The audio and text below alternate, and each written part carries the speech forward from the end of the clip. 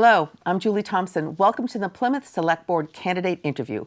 I want to take a moment to thank our candidate for participating in this interview and collaborating with PAC TV to bring this informational programming to residents and voters this election season. Let me explain the format. Today, Michael Heath will be interviewed. Michael will have 2 minutes to introduce himself, speak about his background, his qualifications, and why he's running for office. He will then be asked a series of questions, which will be an exchange between he and myself. Each question and answer exchange should be no longer than 3 or 4 minutes. He will then have a 2-minute closing statement. Let's get started with your opening statement. This will be timed. Michael, you have 2 minutes. Hello, my name is Michael Heath. I've been a lifelong Plymouth resident my whole life. I'm 33 years old.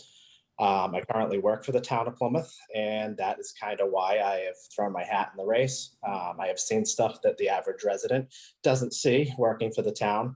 I know there's a lot of negative people that have a lot bad to say. They have rightfully to say it. It's not just what you read online, it's conversations all over the place. I have worked in town in an auto garage for close to 15 years. I've worked for the town of Plymouth for 7. I hold 6 out of the 8 Massachusetts water certifications. And I'm also certified in auto repair and collision repair. I've made a lot of relationships through town, and I have a lot of support, I feel. And I just want to make this a better town. I want to get our government straightened out, and hopefully we can make things more positive, get some more confidence back in our local government. Okay, thank you. Now we're going to go to the first question. Fiscal responsibility is always an issue for town governments. The town budget grows every year. How do you balance the financial needs of the town against the financial burden of the residents? Go ahead. I understand the financial burden of the residents. I think most of us have seen our taxes double in the past 15 years. This town runs like it's on a credit card with a teenager. It just charge, pay later. We just got to come up with a way to just stop the spending, stop the bleeding, stop creating jobs that aren't needed. This town has a lot of space, a lot of land. It needs labor, not paper pushes. We always get paper pushes. We never get labor. It is out of control. And I would like to see the labor end be appreciated. Okay, so what do you mean by it needs more labor? What do you mean by that? This town, for what you have for DPW size, you send them out, you have the morale is low. So you're not going to get efficient workers when the morale is so low, but there's always jobs being created in the offices, pushing paper. We just need to stabilize what we have. And I'm hoping that with stabilization, maybe costs can come down for taxes, but at least get the efficiency back for the workers that are doing the job. And it's very hard to get the efficiency out of them with the morale that is so low. But not only you're not proud to work for the town, a lot of people aren't. You'll see that with everywhere from police. The police departments are a revolving door. The DPWs are a revolving door. You need to get these people proud of what they do to give back to the town and not just try to get through the end of the day. Okay. Well, how would you then? You're talking about how we spend our money on the labor of who we have working for the town. How would you increase the actual the income of the town? How do we make more revenue coming into the town as an offset? Well, the town has a lot of revenue coming in. You could see that by the amount of homes that are here, the amount of taxes that go out per home. We obviously, it's been talked about and beaten to death. We need more commercial. A lot of the stuff that we do commercial is spread out. That can be seen with Prestige, what they're doing up at Amazon. A lot of these commercial areas, everything's spread out pretty far. Whereas you get into cities with a lot of commercial, that stuff's more condensed. We spread out, so it's almost impossible to get that kind of commercial, commerce in here. It just seems like things have been done wrong for so long to get to the point where we need X amount of hundreds of millions of dollars to operate the town.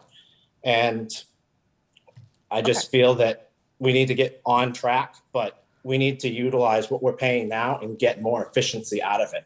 If we get more efficiency out of it, get more for what we're paying, we will be getting on the right track. Okay, so that kind of leads right into my question two, which is what aspect of our town government needs fixing the most?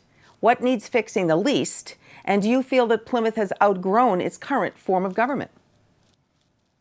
I'm going to start with the last question. The form of government, yes, we have definitely outgrown this form of government. It's based on a lot of volunteers. It costs a ton of money to live in Plymouth. And the volunteers, you're getting retirees or people with time to spare.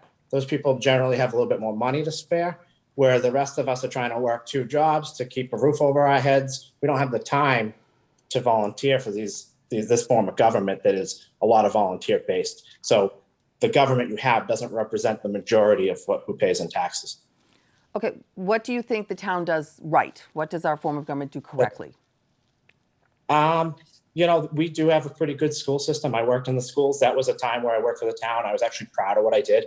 I was just a janitor, but I could at least be proud I worked at the school. This is my area. I keep it clean, walk through. I do work for the water department. I'm not proud to be a part of the town side government. I feel like the people aren't satisfied, rightfully so. The management is terrible, and that is what is not done right. So I think we do got some stuff doing right on the school side. There's a lot of expense on the school side. The town management definitely needs to change.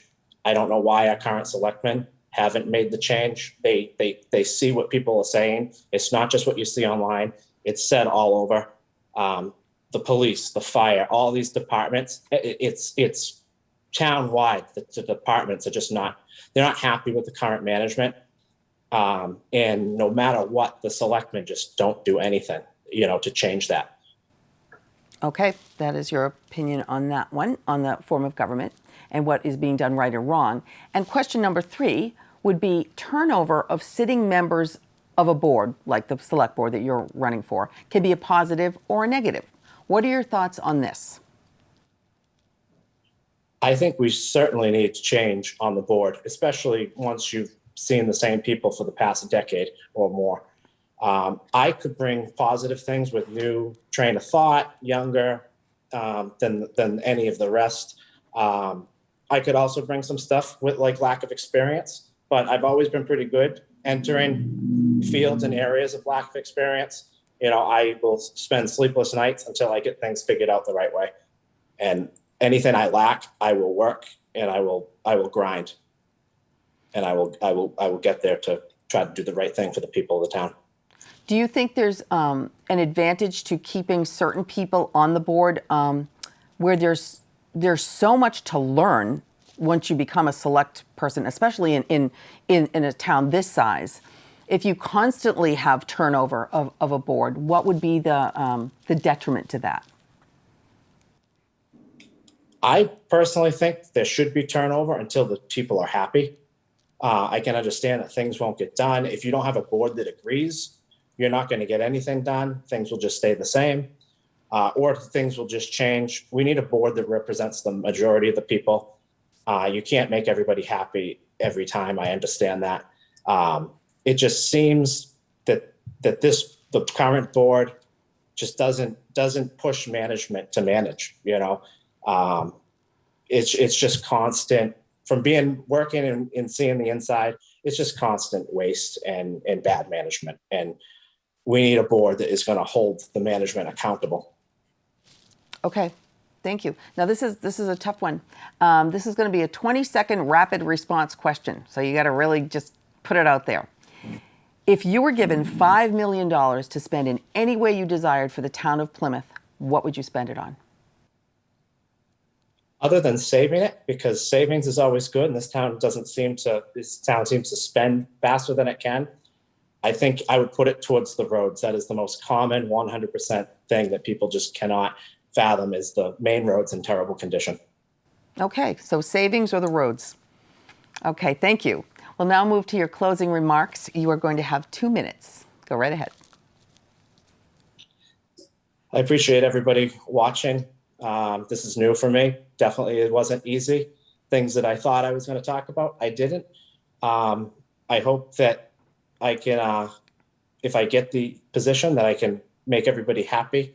I know I can't make everybody happy, but I will do the best I can. I just want to make this town proud to work for, proud to live in, and I'm going to do the best I can to win and also make the town of Plymouth, the residents, win as well. Thank you. Thank you, Michael, for participating in this interview.